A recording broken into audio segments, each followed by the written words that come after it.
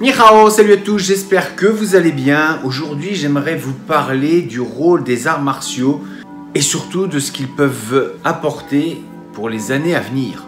Je parlais de spiritualité dans une des précédentes vidéos parce qu'on voit trop souvent le côté martial, c'est-à-dire le combat, mais on en oublie trop souvent ce côté un peu philosophique et spirituel. Je crois très sincèrement que l'art martial est une école de vie, donc une pratique qui nous permet de bien nous conduire dans la vie et surtout aussi de la réussir.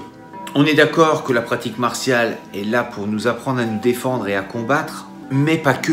Cette pratique doit aussi nous apprendre à nous réaliser et d'avancer le plus convenablement dans notre vie.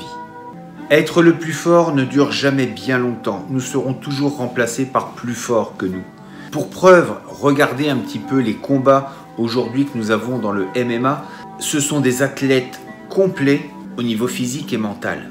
Mais en est-il de même en termes de philosophie et de spiritualité? Les scientifiques parlent aujourd'hui de vibrations. Apparemment, et ce n'est pas moi qui le dis, encore une fois, ce sont des scientifiques. Tout est vibration et les pensées de même. Donc si nous pensons d'une certaine façon, il y a de grandes chances pour que nous établissons un certain ordre vibratoire. Et imaginez donc, si nous pensons à toujours du combat et des choses plutôt négatives, quelles répercussions cela peut-il avoir dans ce monde? Et il suffit de regarder un petit peu aujourd'hui. Le constat n'est pas brillant. On pourra toujours jeter la pierre aux autres. Nous sommes tous responsables de ce qui arrive à plus ou moins grande échelle. Si nous commençons à changer notre état d'esprit, à changer nos pensées, il y a de grandes chances pour que nous puissions influer sur le cours des événements. Si nous ne changeons pas, comment pouvons-nous espérer voir un changement? C'est parce que nous commencerons par nous changer nous-mêmes que nous pourrons voir un changement s'accomplir autour de nous. La pratique martiale nous change. Avec le temps, nous devenons une autre personne. Nous devenons quelqu'un d'autre.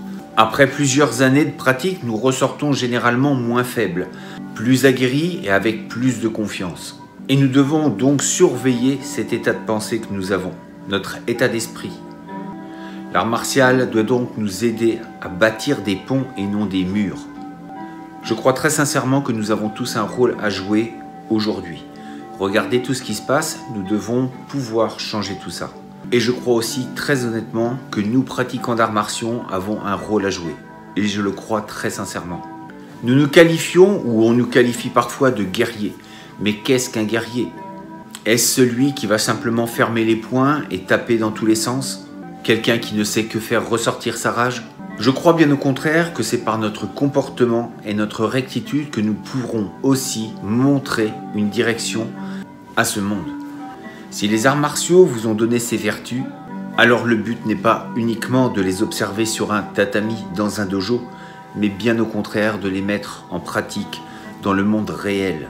Alors je m'adresse à vous, professeurs, transmettez ces belles valeurs à vos élèves, et vous, élèves, ne ratez pas ces cours. Et revendiquons ces libertés que l'on est en train de nous enlever. S'éveiller faisait partie des notions de la pratique martiale. S'éveiller et s'informer. Informez-vous le plus possible et faites des choix. S'éveiller au plus haut de ce que l'on peut être sans écraser les autres. Je crois que nous sommes à la croisée de quelque chose qui pourrait bien nous faire changer complètement de façon de vivre. Les pratiquants d'arts martiaux ont très souvent été à l'avant-garde d'une forme de résistance. Je vous dis à très bientôt pour une prochaine vidéo. D'ici là, restez forts, restez beaux et surtout, restez bienveillants. 再见。